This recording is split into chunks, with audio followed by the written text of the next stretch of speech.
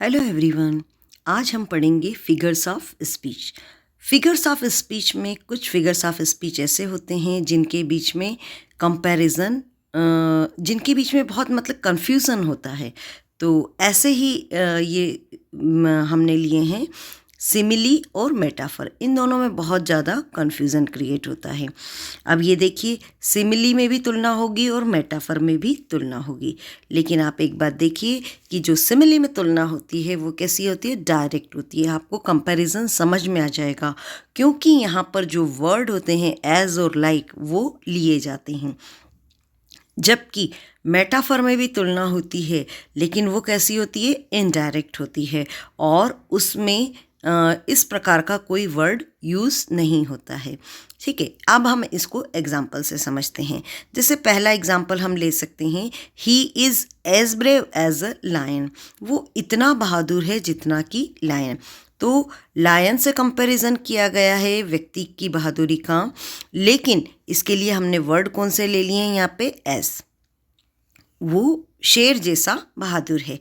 लेकिन जब हम मेटाफर को कैसे पहचानेंगे कि इसमें तुलना तो है लेकिन वर्ड नहीं है। He is a lion, direct कह दिया, वो क्या है, शेर है। आप समझ जाइए कि शेर जैसा बहादुर है।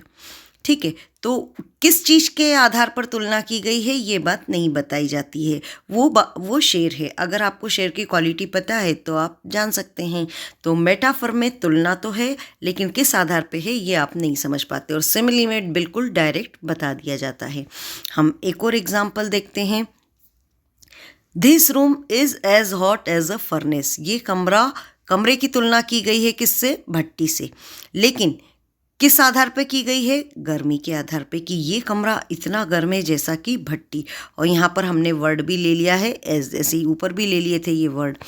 तो ये कमरा भट्टी जैसा गर्म है। तो यहाँ पर जैसा शब्द जो है, तो जैसा के लिए जो है एस का प्रयोग कर लिया गया है। लेकिन जब हम मेटाफर देखते हैं तो इसमें क्या है, this room is a furnace. ये कमरा भट्टी है। अब ये कमरा भट्टी क्यों है, तो आपको सोचना पड़ेगा कि भट्टी में की क्या विशेषता होती है। भट्टी बहुत ज़्यादा गर्म होती है। इसका मतलब है अगर कमरे को गर्म भट्टी कहा गया है, इसका मतलब है कि निश्चित रूप से कमरा बहुत ज़्यादा गर्म है। तो तुलना दोनों में होगी, सिमिली में भी होगी, मेटाफर में भी होगी। लेकिन सिमिली की तुलना में आपको ये भी पता रहेगा कि किस आधार पे तुलना की गई है, और डायरेक्ट पहचानने के लिए एज और लाइक जैसे वर्ड भी रहेंगे। तो ये डायरेक्ट तुलना होती है और मेटाफर में इनडायरेक्ट तुलना होती है, और इसमें इस प्रकार के कोई वर्ड यूज़ नहीं किए जाते। डायरेक्ट कह दिया जाता है कि वो लायन है, ये रूम फर्नेस से, इस तरह से। तो आगे के वीडियोस में भी हम इसी तरह के फिगर्स ऑफ स्पीच को पढ़ेंगे जो लगभग सेम होते हैं और जिनमें आपको कन्फ्यूज़न हो सकता है, और उनको हम एग्जांपल्स के माध्यम से समझेंगे ताकि आप किसी भी टेक्स्ट में जो है आप वो फिगर ऑफ स्पीच को समझ सकें। Okay, thank you guys.